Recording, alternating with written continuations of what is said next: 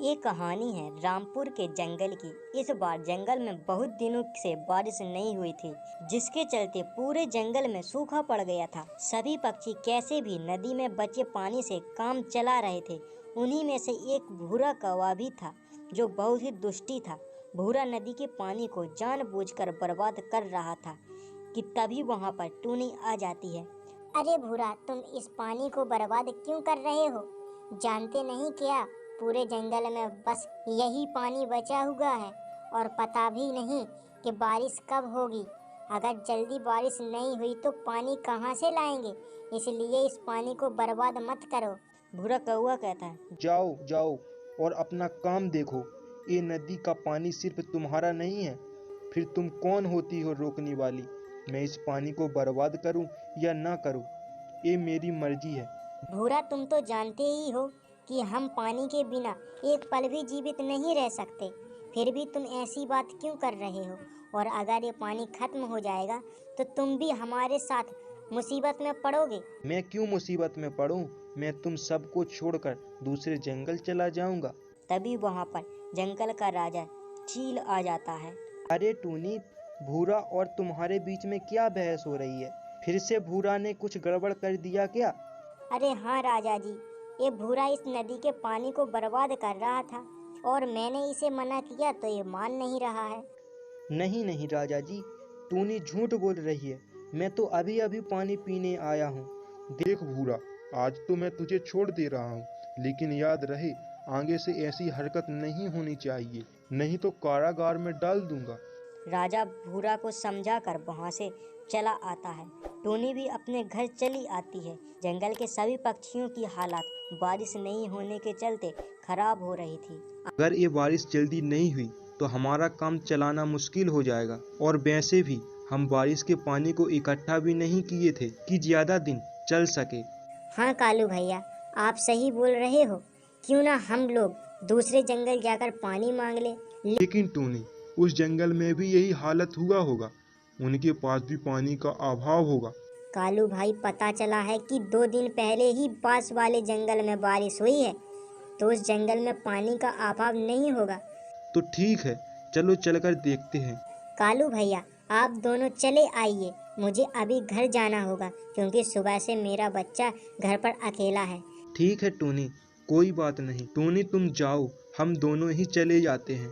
कालू और बंटी दूसरे जंगल चल देते हैं। कुछ देर बाद दूसरे जंगल पहुँच जाते हैं। अरे कालू भाई, आप सब यहाँ क्या बात है? कुछ नहीं, बस ऐसे ही आए थे। और बताओ कालू भाई, सब ठीक है ना? कुछ ठीक नहीं है बंटी, हमारे जंगल में बारिश हुए बहुत दिन हो गए हैं। नदी का पानी खत्म होने वाला है। लेकिन कालू भैया, अभी 2 दिन पहले ही तो बारिश हुई थी। नहीं बंटी, ये बारिश सिर्फ तुम्हारे यहाँ हुई थी। हमारे जंगल में तो बारिश का एक बूंद भी नहीं पड़ा है। इसी के चलते हम यहाँ आए थे कि क्या तुम हमको पानी दे सकते हो? क्यों? क्योंकि हमारा पानी और 2 दिन से ज्यादा नहीं चलेगा। हाँ कालू भैया, जरूर, क्यों नहीं। जब भी आपको पानी की जरूरत होगी आप बोल दीजिएगा।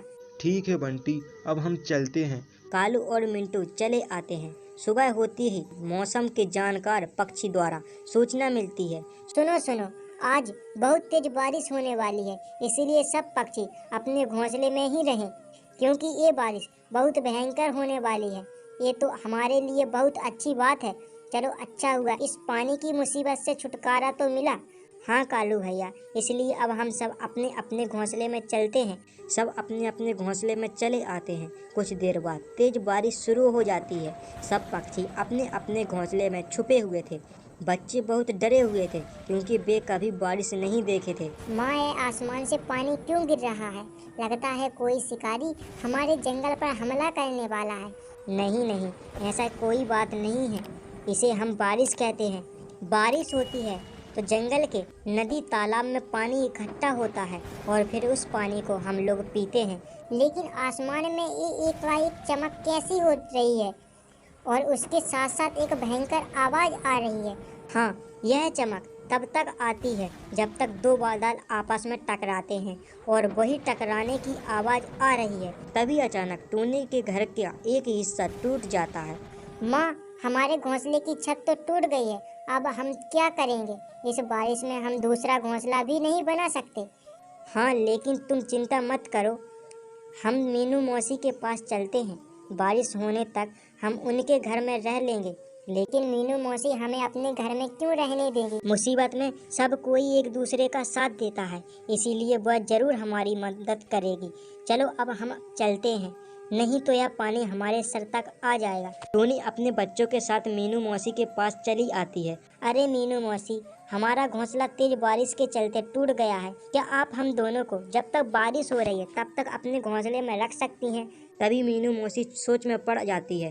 कैसे भी करके इनको नहीं रखना है, लेकिन करूं तो क्या करूं? कुछ बहाना बनाती हूँ जिससे ये दोनों चले जाएं। यह कौन सी बड़ी बात है टोनी, क्यों नहीं? लेकिन मेरा घोंसला सिर्फ 2 लोग के लिए बना है, इसीलिए तुम में से कोई एक ही रह सकता है।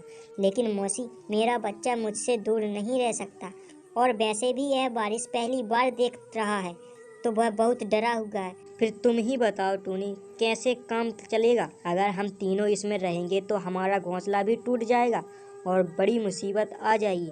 ठीक है मौसी, कोई बात नहीं, हम गोरी के यहाँ देखते हैं। टोनी मीनू मौसी के घर में चल देती है और गोरी कौवे के पास चली आती है। अरे गोरी बहन, जल्दी दरवाजा खोलो, अब इस बारिश में भीग रहे हैं। लगता है टोनी आई हुई है, जरूर कोई काम से आई होगी। शायद उसका घोंसला टूट गया है, इसके चलते हमारे घोंसले में रहने आई होगी। तभी वह कालू कौवा आ जाता है। अरे गोरी, कौन है दरवाजे पर और तुम दरवाजा क्यों नहीं खोल रही हो? चुप जी, धीरे बोलिए, कहीं आपकी आवाज़ सुन ना ले। लगता है टोनी आई है कुछ मदद मांगने। तो क्या हुआ? इस मुसीबत में हमें ऐसा नहीं करना चाहिए, हमें टूनी की मदद करनी चाहिए। कि कोई मदद नहीं करेंगे, चाहे कुछ भी हो जाए। आप भी कुछ मत बोलिए, आप शांत रहिए। अरे गोरी, दरवाजा तो खोलो। कालू भैया, हमें बारिश में भीगने के चलते ठंड लग रही है, जल्दी दरवाजा खोलो। लगता है गौरी और कालू भैया सो गए हैं, हमें यहाँ से चलना चाहिए। जल्दी हम पिंकी के पास चलते हैं। टोनी पिंकी के पास चली आती है। अरे टोनी बहन, तुम इस बारिश में क्यों भीग रही हो? क्या हुआ? क्या बात है? क्या बताऊं पिंकी, मेरा घोंसला तेज बारिश के चलते टूट गया है और बारिश का पानी घोंसले में आने लगा है, जिसके चलते हमें बारिश में ही आना पड़ा। अच्छा टोनी, कोई बात नहीं, तुम यहाँ बारिश रुकने तक आराम से रह सकती है, और भूख लगे तो बता देना, मैं कुछ अनाज रखे हुए हूँ। नहीं नहीं पिंकी, तुमने बस हमें बारिश से बचा लिया, यही बहुत बड़ी बात है। इस बारिश में हमारा तो काम तमाम हो जाता। ऐसा मत बोलो, ऊपर वाले की कृपा है। से ही कुछ देर टोनी और पिंकी बातें करती हैं और सो जाती हैं। सुबह देखती हैं तो बारिश बंद हो जाती है। ठीक है पिंकी बहन, अब हम चलते हैं। अभी हमें जाकर अपना घोंसला भी बनाना है, क्योंकि पता नहीं ये बारिश कब आ जाए। हाँ टोनी, जाओ और जाकर अपना घोंसला बना लो। टोनी अपने बच्चे के साथ चल देती है। टोनी एक पेड़ के पास बैठकर कुछ सोचने लगती है कि तभी उसका बच्चा बोलता है। अरे माँ, आप क्या सोच रही हो? जल्दी चलो, अभी हमें घोंसला भी बनाना है। हाँ, लेकिन मैं भी यही सोच रही हूँ कि घोंसला किस चीज़ से बनाएं। हमारे पास पहले से लकड़ी भी नहीं है। माँ, क्यों ना हम बांस की लकड़ी का घोंसला बनाएं? बांस की लकड़ी को इकट्ठा करने से ज़्यादा समय नहीं लगेगा, और ऊपर से कुछ घास फूस डाल देंगे जिससे बारिश का पानी हमारे घोंसले में ना जाए। अरे हाँ, ये तो बहुत अच्छी तरकीब है। चलो हम चलकर पहले लकड़ी लाते हैं। टोनी अपने बच्चे के साथ लकड़ी लाने चल देती है। टोनी लकड़ी का जुगाड़ करके घोंसला बनाने लगती है। कुछ देर में टोनी का घोंसला पूरी तरह से बन जाता है। टोनी के घोंसले को देखकर पिंकी आती है। अरे टोनी, तुमने एकदम अच्छा घोंसला बनाया है, ये काफी मजबूत और सुंदर है। और इस तरह से टोनी और उसके बच्चे अपने नए घोंसले में रहने लगे।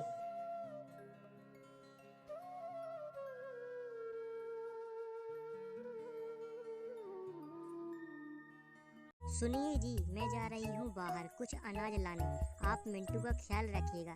नहीं टोनी, तुम मत जाओ, मैं जा रहा हूँ। तुम कहाँ अनाज की तलाश में जाओगी? अरे नहीं, आप चिंता मत करो, मैं अनाज का जुगाड़ कर लूँगी। आप बस अपने सेहत का ख्याल रखिए आपकी तबीयत जब तक सही नहीं होती मैं ही अनाज लाने जाऊंगी। लेकिन टूनी तुम इस बड़े से जंगल में कहाँ जाओगी? लेकिन बेकिन कुछ नहीं, आप बस बंटी का ख्याल रखिए। तुमसे कौन जीतेगा? ठीक है जाओ, लेकिन अपना ध्यान रखना। टूनी अनाज की तलाश में जा रही थी कि तभी वह देखती है कि गौरी कौवी और बुलबुल आपस में बातें कर रही थी। टूनी उसके पास जाती है। अरे बहन, इतनी गंभीरता से क्या बात हो रही है? कुछ नहीं बहन, बस अपना दुख सुख चल रहा था। वैसे टूनी तुम इस जंगल में कहाँ जा रही हो? मैं तो बस अनाज की तलाश में जा रही थी। लेकिन टूनी तुम इस घने जंगल में कहाँ जाओगी? वैसे भी तुम तो इस जंगल के बारे में कुछ जानती भी नहीं हो, और अनाज लाने के लिए तुम्हारा पति बंटी तो है ना? हाँ बहन, लेकिन बंटी जी की तबीयत कुछ दिनों से बिगड़ गई है, और अगर वो अनाज की तलाश में जाएंगे तो और तबीयत बिगड़ जाएगी। इसीलिए मैं ही अनाज की तलाश में चलती। लेकिन देखना टूनी, तुम जंगल में ज्यादा अंदर मत जाना, क्योंकि सब शिकारी चील जंगल के अंदर ही रहते हैं। अगर जंगल के अंदर चली गई तो वह तुम्हें छोड़ेंगे नहीं। और एक बात जान लो, कल से एक शिकारी चील हमारे इलाके में आ गया है। उस चील से अपने बच्चों का ध्यान रखना। हाँ बहन, मैं अपना ख्याल अच्छे से रखूंगी, तुम सब चिंता मत करो। टूनी वहाँ से चल देती है। टूनी अनाज की तलाश में जा रही थी तो वह देखती है कि कालू एक पेड़ के पीछे छुपा हुआ था। टूनी उसके पास आती है। अरे कालू भैया, आप यहाँ क्यों छुपे हो? चुप टूनी, धीरे से बोलो। शिकारी चील हमारे आसपास है। अगर वो तुम्हारी आवाज़ सुन लेगा तो वो हम में से किसी को नहीं छोड़ेगा। वैसे ये बताओ, तुम जा कहाँ रही हो? कालू भैया, मैं अनाज की तलाश में जा रही थी। लेकिन टूनी, अनाज लाने के लिए बंटी भाई है ना? हाँ कालू भैया, लेकिन उनकी तबीयत सही नहीं है, इसीलिए मैं चली आई। कोई बात नहीं टूनी, अभी हमें ये सोचना है कि हम इस चील से कैसे बचें। रुको कालू भैया, मैं देखती हूँ कि चील गया है या अभी नहीं। टूनी बाहर निकलकर देखती है कि चील उधर से चला गया था। चलो कालू भैया, जल्दी से निकल चलते हैं। लगता है अभी शिकारी चील दूसरी तरफ चला गया है। टूनी और कालू अपने अपने काम में चल देते हैं। टूनी आगे आकर देखती है कि मिंटू तोता एक जाल में फंसा हुआ था। टूनी आकर जाल को काट देती है। अरे टूनी, अच्छा हुआ तुम सही समय पर आ गई, नहीं तो पता नहीं मेरे साथ क्या होता। तुम्हारा बहुत बहुत धन्यवाद टूनी। अच्छा वो सब तो ठीक है मिंटू, लेकिन तुम इस जाल में कैसे फंस गए थे? पता नहीं टूनी, मैं आसमान में उड़ते हुए जा रहा था, तभी एकाएक मेरे सामने ये जाल आ गया और मैं इसमें फंस गया। ये जाल जरूर कोई इंसान ने बिछाया होगा ताकि हम पक्षियों को आसानी से पकड़ लें। चलो मिट्टू भैया, हम यहाँ से जल्दी चलते हैं, कहीं इंसान ना आ जाए, नहीं तो दिक्कत हो जाएगी। ठीक है टूनी, लेकिन तुम इतनी जल्दी में कहाँ जा रही हो? मिट्टू, मैं अनाज की तलाश में जा रही हूँ। लेकिन अनाज लाने तो बंटी जाता है। हाँ, लेकिन उनकी तबीयत सही नहीं थी, जिसके चलते वो आज अनाज लाने नहीं आए। वो घर पर मिंटू के साथ हैं। ठीक है टूनी, चलो अब हम चलते हैं। टूनी और मिंटू चले आते हैं। टूनी को अनाज की तलाश करते करते रात हो गई। कैसे भी करके टूनी कुछ अनाज की जुगाड़ कर लेती है। टूनी अनाज लेकर घर की तरफ चल देती है। टूनी जा रही थी, तभी तेज बारिश शुरू हो जाती है। टूनी एक पेड़ की डाल पर छुप जाती है। इधर बंटी टूनी के आने का इंतजार कर रहा था। पता नहीं टूनी अभी तक आई क्यों नहीं, कहीं किसी मुसीबत में तो नहीं फंस गई। हे भगवान, तुम टूनी की रक्षा करना। कुछ देर बाद मुझे टूनी को देखने जाना चाहिए। पता नहीं टूनी इस बारिश में कहाँ फंसी होगी। देखो मिंटू, मैं तुम्हारी माँ टूनी को लाने जा रहा हूँ, तुम घर से बाहर मत निकलना। लेकिन पापा, इस बारिश में मुझे बहुत डर लग रहा है, और मेरे दोस्त कह रहे थे कि इस जंगल में कोई शिकारी चील आया है जो बच्चों को मारकर खा जा रहा है। पापा, मुझे अकेला छोड़कर मत जाओ। हाँ मिंटू, तुम्हारी बात भी सही है। चलो मैं तुम्हें कालू कौवे के घर कर दूंगा, तुम वहाँ बिना किसी डर के रह सकते हो। बंटी मिंटू को कालू के घर लाता है। कालू भाई, मैं अपने बेटे मिंटू को आपके घर छोड़कर टूनी की तलाश में जा रहा हूँ, तुम मिंटू का ख्याल रखना। ठीक है बंटी भाई, तुम निश्चिंत होकर जाओ। और हाँ, एक बात और, टूनी अनाज की तलाश में जंगल के पूर्व दिशा में गई है। ठीक है कालू, मैं चलता हूँ, और ध्यान रहे मिंटू घोंसले से बाहर न जा पाए। बंटी टूनी को खोजने चल देता है। कुछ देर बाद टूनी मिल जाती है। अरे टूनी, सही हो, तुम्हें कुछ नहीं होगा, चलो जल्दी घर चलते हैं। लेकिन आप इस बारिश में क्यों आए? इस बारिश में भीगने से आपकी तबीयत और बिगड़ जाएगी। टूनी, अभी तुम मेरी तबीयत का चिंता छोड़ दो और चलो जल्दी घर चलते हैं। क्योंकि रात में शिकारी घूमते रहते हैं। टोनी और बंटी घर चले आते हैं। सुबह होते ही टोनी बाहर घूम रही थी कि तभी वह देखती है कि बुलबुल चिड़िया रो रही थी और पिंकी वहाँ खड़ी उसे चुप करा रही थी। टोनी उसके पास आती है। अरे बुलबुल बहन, क्या बात है, तुम रो क्यों रही हो? क्या बताऊं टोनी, कल मैं अपने बच्चे को घोंसले में छोड़कर अनाज लाने गई थी, तभी शिकारी चील ने मेरे बच्चे को मारकर खा गया। इन शिकारी चीलों का कोई तो उपाय करना होगा। लेकिन ये शिकारी चील रहते कहाँ हैं? पता चला है कि सब शिकारी चील पुरानी गुफा में रहते हैं। देखो पिंकी, हमें इन चीलों को मारने के लिए एक और चील की जरूरत है। क्या तुम दोनों को किसी चील के बारे में पता है? अरे हाँ टोनी, कुछ दिनों से हमारे आसपास एक चील घूम रही है। हाँ पिंकी, कल कालू भैया ने भी उसे देखा था। ठीक है बहन, मैं चलती हूँ। टोनी कालू कौवे के पास चल देती है। अरे कालू भैया, क्या चल रहा है? कुछ नहीं टोनी, बस यही सोच रहा था कि इस जंगल में क्या हो गया है। रोज किसी न किसी पक्षी का हत्या हो जाता है। हाँ कालू भैया, ये तो आप सही बोल रहे हो, लेकिन कोई बात नहीं कालू भैया, मैंने एक तरकीब निकाली है जिससे ये चील आपस में ही लड़ जाएंगी। ऐसी क्या तरकीब है टोनी? आप बस देखते जाओ कालू भैया। टोनी जाकर एक ऊंचे से पेड़ पर बैठ जाती है। कुछ देर बाद एक चील टोनी को देख लेती है। चील टोनी के पास आती है। अरे वाह, आज तो मेरा दिन ही बन गया। बिना किसी मेहनत के मेरा शिकार मेरे सामने है। चील टोनी को पकड़ लेता है। अरे चील जी, मुझे छोड़ दीजिए, मैं पहले ही एक चील की भोजन बन चुकी हूँ। अगर उसे पता चल गया तो आपको भी नहीं छोड़ेगा। उस जंगल में मेरे से ज्यादा ताकतवर कोई चील नहीं है। फिर तुम किस चील की बात कर रही हो? मेरे से ज्यादा ताकतवर कोई चील नहीं है, फिर तुम किस चील की बात बोल रही हो? मुझे बेवकूफ समझी हो क्या? मैं तुम्हारी बात में नहीं आने वाला।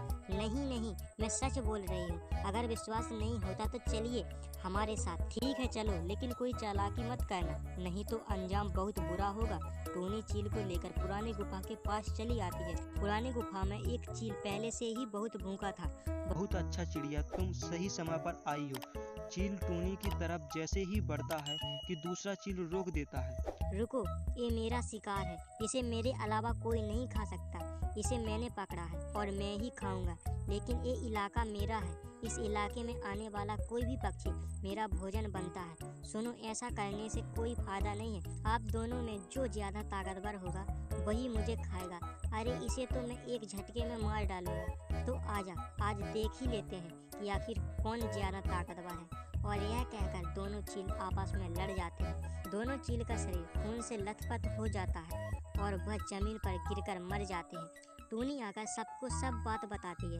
वाह टोनी, आज तुमने तो वह कर दिखाया जो किसी पक्षी के बस की बात नहीं थी। चलो अच्छा हुआ, अब कम से कम हम आजाद तो हो सके। और इस तरह से सब पक्षी फिर से खुशी खुशी रहने लगते हैं। बुलबुल चिड़िया पेट से थी। वह बहुत ही जल्दी माँ बनने वाली थी, जिसके चलते वह बहुत खुश थी। अरे बुलबुल, इतनी जल्दी में कहाँ जा रही हो? क्या बताऊं मौसी, मेरा घोंसला अगली बारिश में टूट गया था और मुझे टाइम भी नहीं मिला कि मैं अपने घोंसले को बना पाऊं। तो इतने दिन बाद टाइम मिला है, तो सोच रही हूँ कि आज जल्दी से अपना घोंसला बना लूं। कौन जाने ये बारिश कब आ जाए। हाँ बिल्कुल, वैसे भी तुम माँ बनने वाली हो। तो तुम्हें अपने अंडे के लिए घोंसला बनाना तो जरूरी है। हाँ मौसी, इसी चलते मैं भी लगी हुई हूँ कि जल्दी घोंसला बना दूँ। ठीक है मौसी, मैं चलती हूँ, अभी जगह भी ढूंढना है। हाँ बिल्कुल, तुम जाओ और जल्दी घोंसला बना लो। अरे मौसी, क्या आप अभी खाली हो या किसी काम में हो? क्यों बुलबुल, क्या बात है? मौसी, अगर आपको कोई काम नहीं है तो आप मेरे घोंसले को बनाने में मेरी मदद करोगी? बिल्कुल, अगर मैं खाली होती तो जरूर तुम्हारी मदद करती, लेकिन मैंने अभी अनाज भी इकट्ठा नहीं किया है। बारिश आने से पहले अनाज भी इकट्ठा करना है और आजकल मेरी तबीयत भी थोड़ी सही नहीं है। ठीक है मौसी, कोई बात नहीं। बुलबुल वहाँ से चल देती है। बड़ी आई मदद मांगने, काम पड़ने पर मौसी, नहीं तो कहाँ की तुम और कहाँ की मैं। बुलबुल घोंसले बनाने के लिए जगह की तलाश करते करते एक पेड़ के पास आ जाती है। हाँ, ये जगह घोंसले बनाने के लिए एकदम सही है। एक काम करती हूँ, मैं यहीं पर घोंसला बना लेती हूँ। तभी वहाँ पर मिंटू तोता कुछ घास फूस लेकर आता है। अरे बुलबुल, तुम यहाँ, क्या बात है? मिट्ठू भैया, मेरा घोंसला टूट गया है, बस इसीलिए नए घोंसले बनाने के लिए जगह खोज रही थी। वैसे तो मैं यहाँ पर घोंसला बनाने वाला था, लेकिन कोई बात नहीं, तुम यहाँ पर घोंसला बना लो। मैंने एक और जगह देखी है, मैं वहाँ पर घोंसला बना लेता हूँ। मिंटू वहाँ से चला जाता है। बुलबुल अपना घोंसला उस पेड़ पर बना लेती है। जल्दी जल्दी के चलते बुलबुल अपने घोंसले को अच्छे से नहीं बना पाई थी। कुछ दिन बाद जंगल में तेज बारिश शुरू हो जाती है। अभी बारिश शुरू ही हुई थी कि बुलबुल के घोंसले में बारिश का पानी टपकने लगता है। अरे नहीं, अब मैं क्या करूं? इस बारिश में मुझे अपने अंडे को गर्म रखना है, लेकिन अगर एक ऐसे ही बारिश का पानी मेरे घोंसले में टपकते रहेगा तो घोंसला पानी से भर जाएगा और मेरा अंडा नष्ट हो जाएगा। आखिर करूं तो क्या करूं? हाँ, एक काम करती हूँ, मैं अपने अंडे को कालू भैया के पास रख देती हूँ, फिर घोंसले की अच्छे से मरम्मत करके अपने अंडे को वापस ले लूंगी। बुलबुल बारिश में भीगती हुई कालू के घर की तरफ चल देती है। बुलबुल कैसे भी करके कालू के घर पहुंच जाती है। अरे बुलबुल, इस बारिश में तुम यहाँ, क्या बात है? क्या बताऊं कालू भैया, मैं कुछ दिन पहले जल्दी में एक घोंसला बनाई थी और आज जब बारिश शुरू हुई तो बारिश का पानी मेरे घोंसले में टपकने लगा, तो बस मैं भागी भागी आपके पास आई। क्या आप मेरे अंडे को अपने पास रख सकते हो? मैं घोंसले की मरम्मत करके अपना अंडा ले जाऊंगी। ठीक है बुलबुल, तुम आराम से अपने घोंसले को ठीक कर लो, तब तक मैं तुम्हारे अंडे को अपने पास रखूंगा। बुलबुल कालू को अंडा देकर चली आती है। तभी वहाँ कालू की पत्नी गौरी वहाँ आ जाती है। अरे कालू जी, ये किसका अंडा है जिसे आप बड़े संभाल कर रखे हो? गौरी, जब तुम नहाने गई थी तो यहाँ पर बुलबुल आई थी। उसके घोंसले में बारिश का पानी टपक रहा था, तो वह अपने अंडे को हमारे यहाँ रखकर घोंसले को ठीक करने चली गई है। अरे इस बुलबुल के अंडे को जल्दी उसके पास करके आओ। अरे गौरी, तुम कैसी बात कर रही हो? एक तो बुलबुल खुद अपने घोंसले को लेकर परेशान है और उसके अंडे को लेकर हम उसे और परेशानी में नहीं कर सकते। देखो जी, अगर आप उस बुलबुल के अंडे को नहीं ले जाओगे तो मैं इस अंडे को फोड़ दूंगी। गौरी, बस एक दिन की तो बात है। बुलबुल अपने घोंसले को ठीक करके कल अपना अंडा लेकर चली जाएगी। मान जाओ गौरी, बस एक दिन की बात है, अब मान जाओ। इस तरह कालू के खूब समझाने के बाद गौरी कौवी मान जाती है। ठीक है कालू जी, सुबह तक आप इस अंडे को कैसे भी करके दे दीजिएगा। कालू और गौरी सो जाते हैं। कुछ रात बीतने के बाद एक बच्चे की आवाज सुनाई देने लगती है। कालू जी देखो तो ये बच्चे की आवाज कहाँ से आ रही है। चैन से सोने भी नहीं देते। कालू देखता है कि बुलबुल का अंडा फूट गया था और वहाँ पर एक बच्चा मम्मा मम्मा करके खेल रहा था। मम्मा, आप जाग गई? नहीं नहीं बच्चे, मैं आपकी मम्मा नहीं हूँ, मैं तो कालू कौवा हूँ। मम्मा मम्मा अभी सो रही है, अभी मैं अपनी मम्मा को जगाता हूँ। नहीं बच्चे, इस बुरी कौवी को मत जगाना, नहीं तो ये आप पर बहुत गुस्सा करेगी। आप मेरे पास सो जाओ। कालू जी, आप इतनी रात को किससे बात कर रहे हो? और यह कहकर गौरी जाग जाती है और बुलबुल के बच्चे को देख चौंक जाती है। मम्मा मम्मा आप जाग गई? पापा मम्मा जाग गई? कालू, इस अंडे से तो बच्चा निकल आया। आप जल्दी से बुलबुल के बच्चे को ले जाओ, अब एक भी मुझसे बर्दाश्त नहीं होता।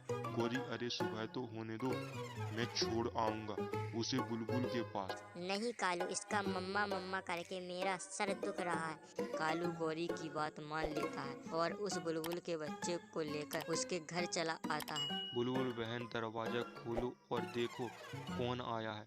कालू काफी देर तक आवाज लगाता है, लेकिन बुलबुल चिड़िया कालू की बातों का कोई जवाब नहीं दे रही थी। तब कालू खुद दरवाजा खोलकर अंदर आता है। कालू अंदर आकर देखता है कि बुलबुल टूटी छत से दबकर घायल पड़ी थी। अरे बुलबुल बहन, आंखें खोलो और देखो तुमसे मिलने कौन आया है। कालू बुलबुल को उठाने की बहुत कोशिश करता है, लेकिन नहीं उठती है क्योंकि वो मर चुकी थी। पापा, आप मेरे को यहाँ क्यों लाए हो? और ये आंटी कौन है जो इतनी गहरी नींद में सोई हुई है? ये मेरी दूर की रिश्तेदार है जो गहरी नींद में सोई है। चलो अब हम अपने घर चलते हैं। अरे कालू जी, आप इसे घर क्यों लेते आए हो? इसे बुलबुल के पास क्यों नहीं छोड़े?